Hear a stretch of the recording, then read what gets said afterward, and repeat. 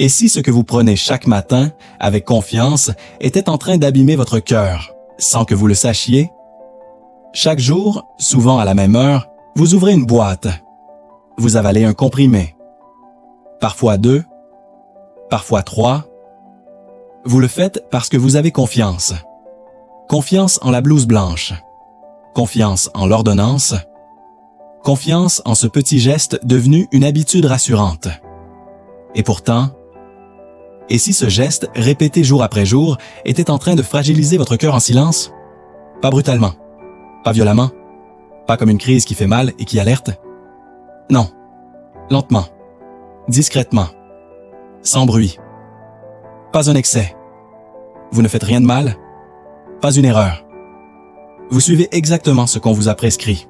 Un médicament courant, celui que prennent vos voisins, vos amis, parfois même votre conjoint, prescrit, autorisé, recommandé. Un médicament qui, pris au bon moment, chez la bonne personne, peut être utile, mais qui, après un certain âge, peut devenir un poids invisible pour le cœur. Parce qu'il y a une vérité que l'on explique trop rarement. Après 60 ans, le corps ne fonctionne plus comme avant. Le foie élimine plus lentement. Les reins filtrent moins efficacement. Les artères deviennent plus rigides. Le cœur doit fournir plus d'efforts pour le même résultat.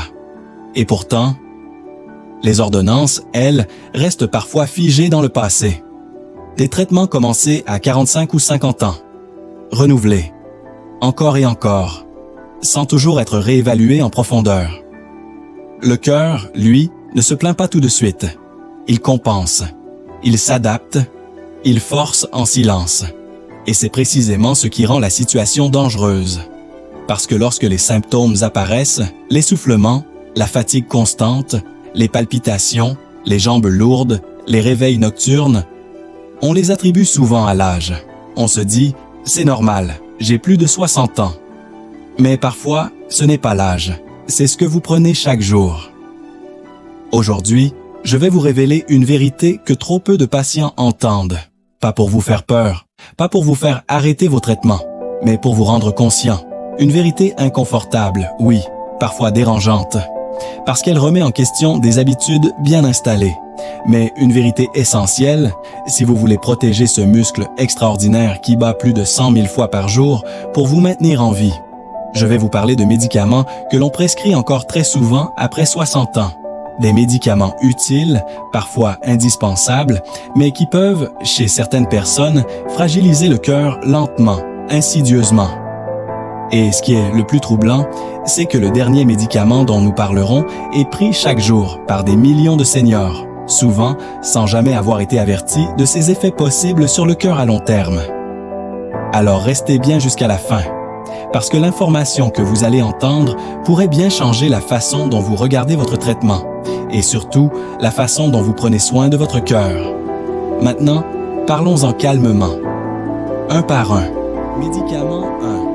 Les anti-inflammatoires non stéroïdiens, AINS, ibuprofène, diclofénac, kétoprophène. Ce sont parmi les médicaments les plus utilisés après 60 ans.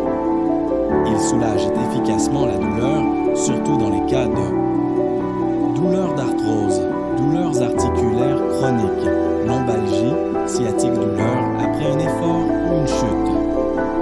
Beaucoup de seniors y ont recours régulièrement, parfois pendant des semaines, voire des mois. Pourquoi ils posent problème après 60 ans? Avec l'âge, le cœur et les reins travaillent différemment. Les AINS agissent en bloquant certaines substances inflammatoires, mais ils perturbent aussi l'équilibre naturel des vaisseaux sanguins et des reins. Concrètement, ils peuvent augmenter la pression artérielle, même chez quelqu'un qui était stable, provoquer une rétention d'eau et de sel, ce qui surcharge le cœur fatigué, le muscle cardiaque, obligé de pomper contre plus de résistance, augmenter le risque d'infarctus et d'AVC, surtout en usage prolongé. Le danger, c'est que tout cela se fait sans douleur immédiate. Le senior ne ressent souvent qu'une chose. Je me sens un peu plus fatigué, mais c'est normal à mon âge. Et pourtant, le cœur est en train de forcer en silence. Beaucoup de personnes prennent ces médicaments sans ordonnance, pensant qu'ils sont anodins parce qu'ils sont en vente libre. Après 60 ans, ce n'est plus vrai. Médicament 2. Certains traitements contre l'hypertension mal réévalués. Cela peut surprendre, voire choquer. Les médicaments contre la tension sont censés protéger le cœur. Et dans la majorité des cas, c'est vrai. Mais le problème apparaît lorsque le traitement est ancien. Le dosage n'a pas été réévalué depuis plusieurs années. Le corps a changé, mais pas la prescription. Ce qui peut se passer. Certains antihypertenseurs, surtout anciens ou mal ajustés, peuvent ralentir excessivement le rythme cardiaque, provoquer des troubles du rythme, entraîner des malaises, étourdissements, chutes, déséquilibrer les électrolytes essentiels comme le potassium ou le sodium. Or, ces minéraux jouent un rôle fondamental dans l'électricité du cœur. Le vrai danger n'est donc pas le médicament en lui-même, mais l'absence de suivi adapté à l'âge. Un dosage qui convenait parfaitement à 55 ans peut devenir trop fort à 70 ans et fatiguer progressivement le cœur. Médicament 3. Certains antidépresseurs, somnifères et anxiolytiques. Après 60 ans, de nombreux patients reçoivent des antidépresseurs, des somnifères, des anxiolytiques contre l'anxiété ou l'insomnie.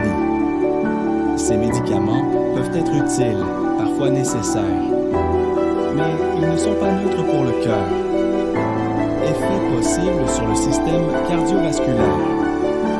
Certains peuvent allonger le rythme cardiaque, provoquer des palpitations, entraîner une chute de tension, interagir avec des traitements cardiaques ou antihypertenseurs. Le cœur et le cerveau sont étroitement liés. Un médicament qui calme l'anxiété peut parfois perturber le rythme cardiaque, surtout chez une personne âgée polymédiquée.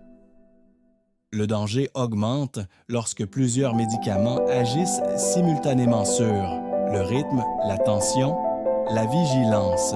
Médicament 4. Les traitements du diabète mal adaptés au cœur. Le diabète est l'un des principaux ennemis du cœur.